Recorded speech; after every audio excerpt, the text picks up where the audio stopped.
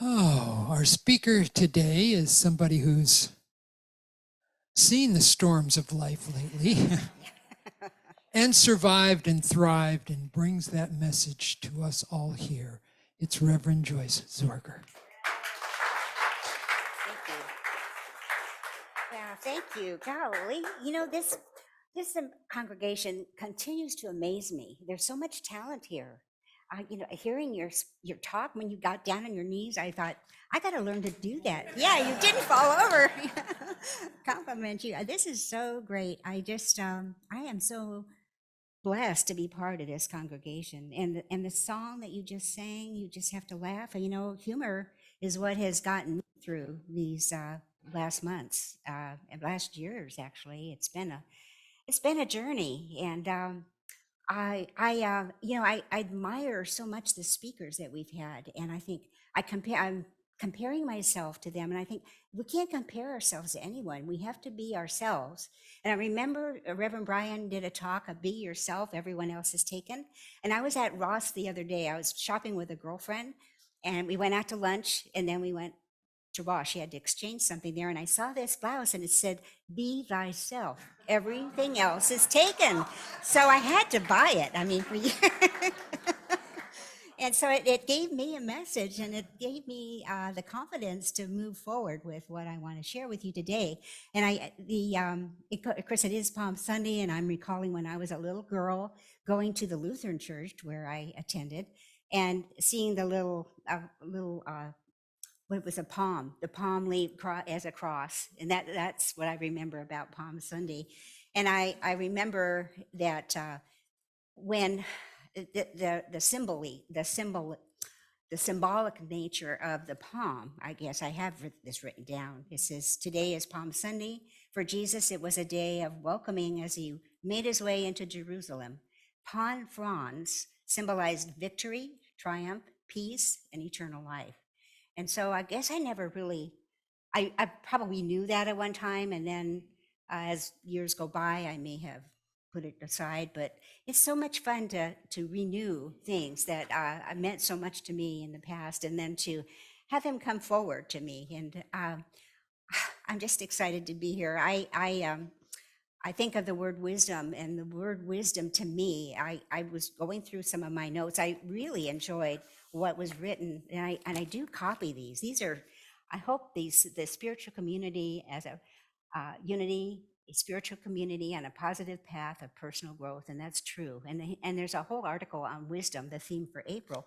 And people take the time to write these, and I like to honor that by taking the time to read these things. And reading to me is a gift, to be able to read and to acquire the wisdom of others, and to know that Ralph Waldo Emerson has always been one that I've looked to, and he says that our primary wisdom is intuition, the God within.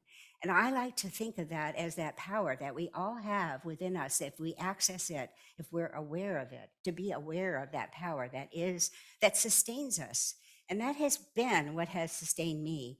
I just, I look at the songs that you sang and talking about, there was something that was said about a mountain coming down, and it hasn't come down on me yet. It is still there where it needs to be, but the dirt is still surrounding my property. I couldn't get anything cleared away until the rain stopped. So now I'm so happy to see the sun, and I hope that this means that we'll have some sunny days to warm up that sand and the mud and the dirt and all of that, and have it be have the ability to have it moved out, spread around.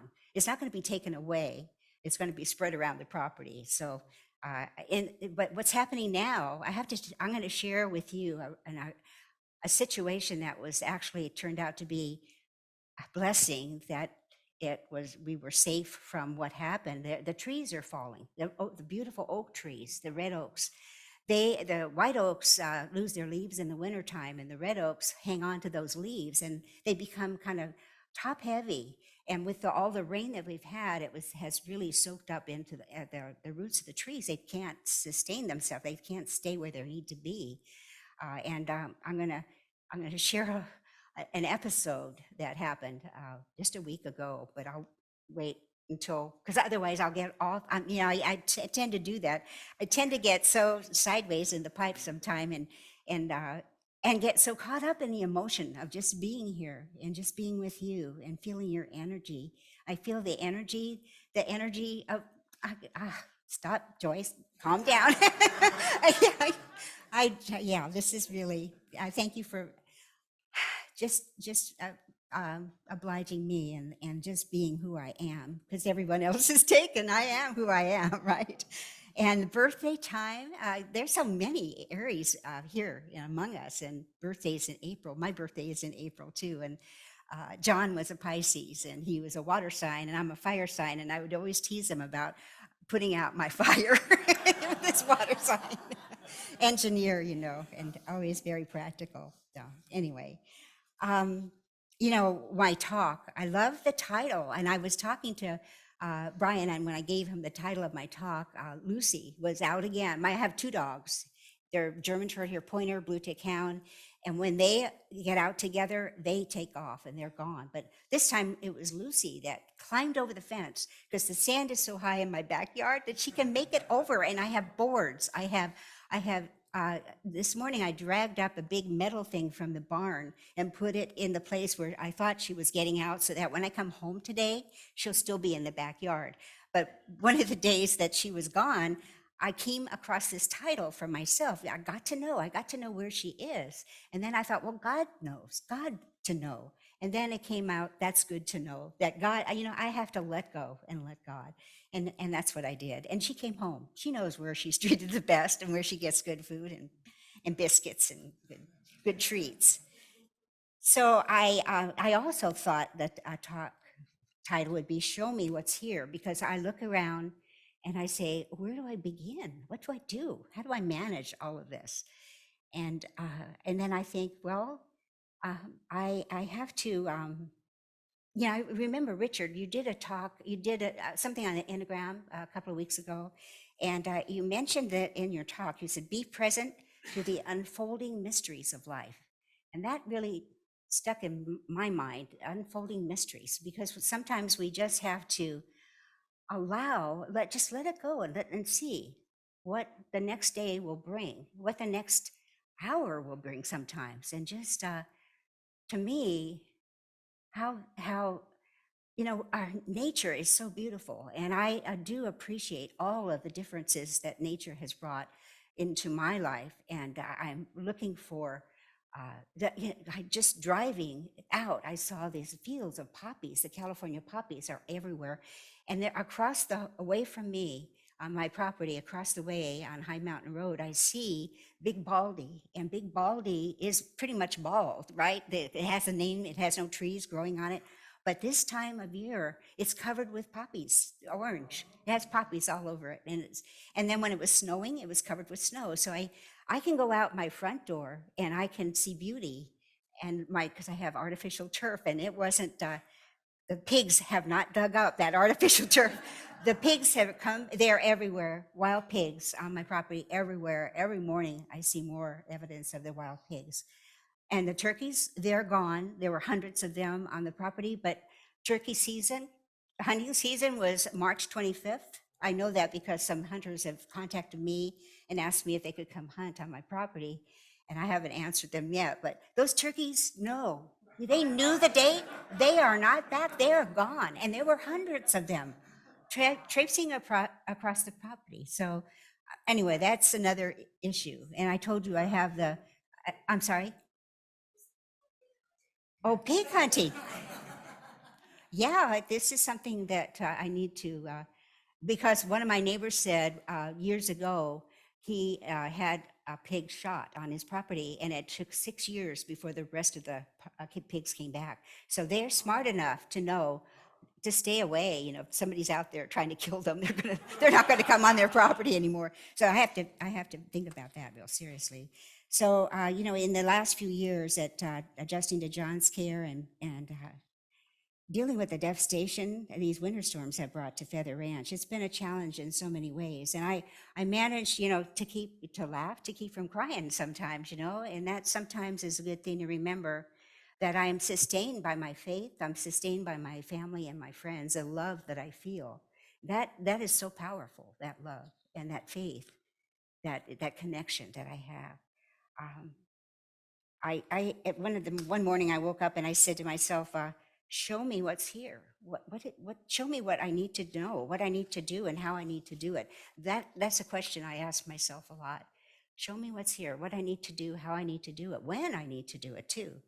I have to share with you a reading that after I was thinking about that, I came across this reading, and I'd like to read this to you. This is: to reveal clarity out of confusion often requires humility.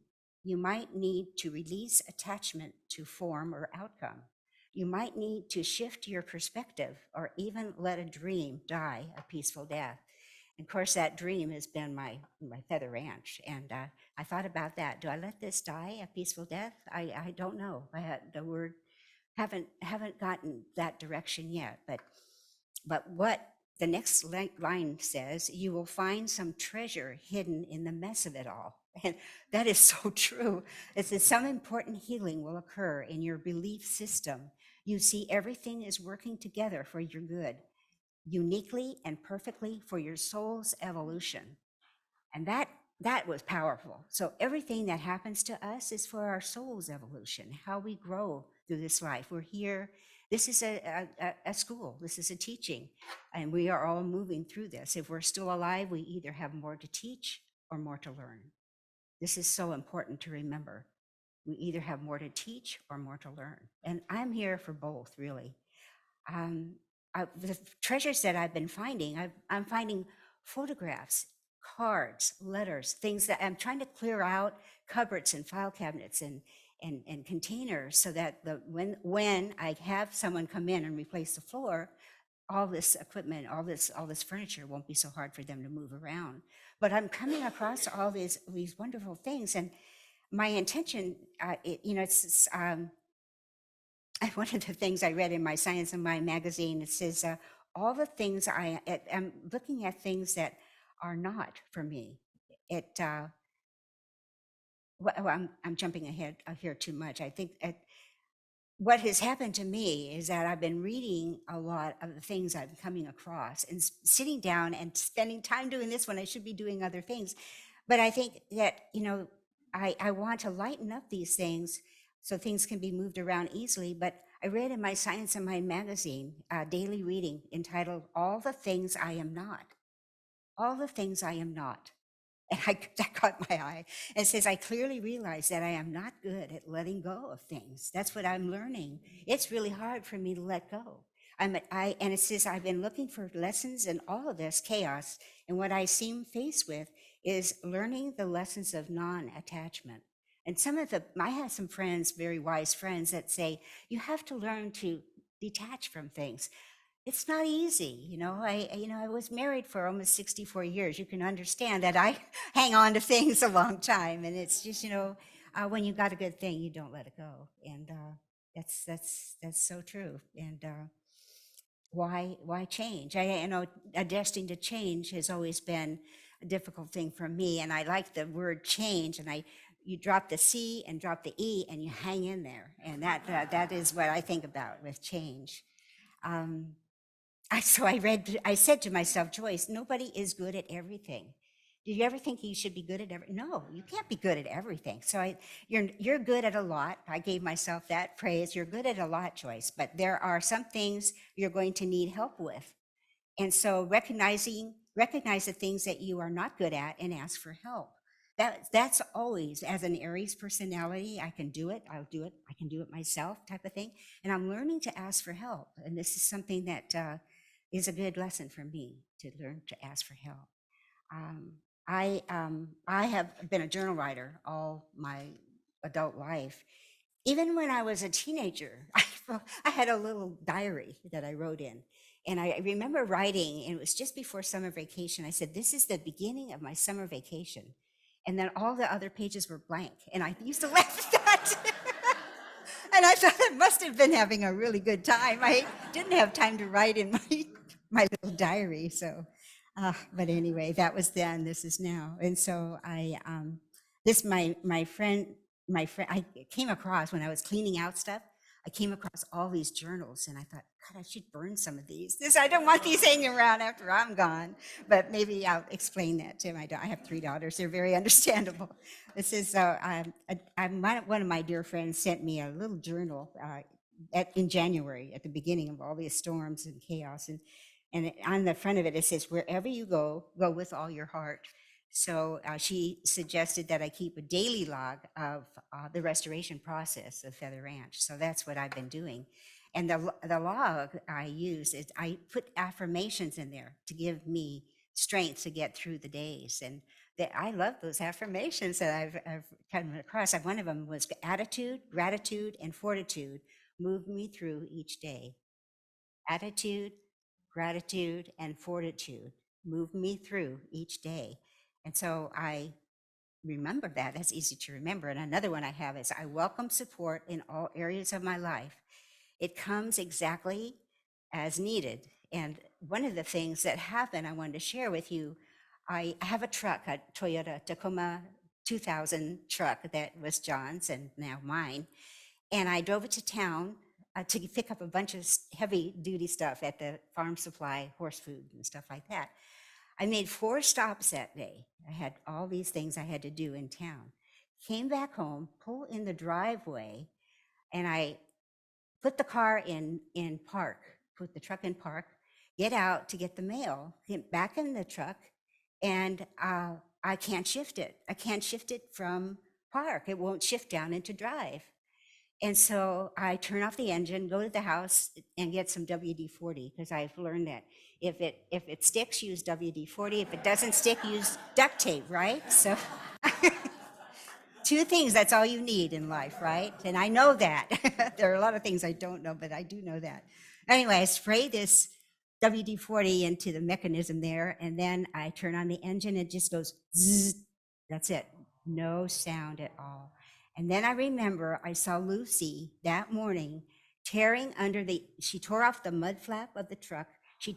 Was underneath the truck, rooting around, and she was looking for a squirrel or some rat or something that was underneath the hood of the truck. Got her away from that. But anyway, I had called a neighbor and he actually came over and he said, Joyce, look under here. All those wires are hanging down. She tore out the wires that was the alternator wires that connected. And but he knew my friend was here. I asked for help and he come over and he helped me and he taped the wires up and the truck started. I could get it out of the driveway so I could get my other car out if I needed to. But I remembered Lucy under that truck, pulling around and trying to find whatever was under there. So she was the culprit. But think about that. I made 4 stops in town. Stop, start, stop, start, stop. And it didn't let me down until I got into my driveway. And I said, thank you, God, for getting me home safe. So that, be appreciative, be filled with gratitude. It's not happiness that gives you joy. It's gratitude that brings the joy into your heart. And I felt overjoyed that I made it home okay. And everything was taken care of. So I was sick with something called the norovirus. I don't know if you've heard of that. Dr. Google, I went to Dr. Google and he said, that's what I had. And I was sick for about a week with that. It's nasty, like a stomach flu. It's really bad. So part of some of the reasons I didn't come here is for your benefits, not for mine. But anyway, a friend of mine offered to come over and feed the horses and the cats. And first I said, I can handle it. But, after a night of being awake all night with everything else coming out of my body. But anyway, and I was so weak. And I thought, why not ask for help? Ask for help, Joyce. And so I did. And she came over and took care of, and she brought me a care bag with a bunch of good things that will help hydrate me, because I needed hydration. That was, remember to ask for help when you need it. I mean, because people, it's a way of it's an exchange of love, really. And it allows somebody to show them their care for you too. So I wrote down, it's good to know that God provides through the Christ, the divinity in all people, expressing his love. And that's what it is. Another neighbor called and asked me if I wanted some homemade chicken soup. And I said, yes, please. I mean, I'm doing this more often. But I have to tell you, I started to tell you about the red oak tree. And this is a story that it could have been really, it could have been a very upsetting situation. But as it was upsetting because now I can't get in my dirt road coming in is blocked by one red oak tree. Went across the dirt road. Instead of going somewhere else, went right across the road. And this, my son-in-law, my daughter, and their daughter was out last weekend on Friday, and Ken was trying to build a berm with John's tractor to keep the water from going into the tack room because the water has gone with the rains. It doesn't go in the ground; it just goes into the tack. It flooded the whole tack room out, all the carpeting in that tack room. I had a real pretty Indian rug in there. I had to drag out with help from a friend, but. Anyway, Ken was at the house last Friday, working John's tractor, making this berm, moving the dirt around to protect to divert the water. And then they came in the house for lunch. And while they were in the house, just a short time, we heard this noise and a big red oak tree fell right down where they were working. Right where they were working, because I walked out there and I saw the tractor marks on the ground. And this was a humongous oak tree. These are hundreds and hundreds of years old. It's so sad for me to lose these oaks. But now the property's blocked in two different places. But I thank you, God, for protecting my family because they could have been crushed by this oak tree. I was down there too. By the way, Ken and his daughter was at the marathon at Montana de Oro on Saturday, and Ken won first in his class. And in running, he's getting into running now. You know, he never did that, and he's doing that running. You're a runner, right? Yeah, he wouldn't have won if you were there. He wouldn't have won first in his class. Yeah, he just turned 60. So anyway, yeah. So in closing. He ran 37 miles, by the way, 37 miles. And his first race was in Catalina, and he ran 50 miles in Catalina. So this guy, he's amazing. Joni and Ken have been married almost, God, probably they were married in 84, so a long time, almost 40 years. 30 years? I don't know, I lost track. Almost 40 years, thank you. Okay, so in closing, I love Ernest Holmes, and he's the founder of Science of Mind. And he is filled with such divine wisdom. And I often write his words in a journal when I need to be reminded. I like the word reminded, to get our minds into a place of knowing the truth about who we are. And he has a book called This Thing Called Life that I just love. And he capitalized life. Life, when he uses the word life, it's a capital letter because life is God. Life is that infinite intelligence that we all can access to when we are aware. And this is what he wrote. He says, this thing called life made us individuals. What we call our personality is merely the uses we are making of a presence within us that wants our recognition of it. So the presence within us that wants our recognition of it, to be aware of that presence, that power, that peace, poise, and power that we are.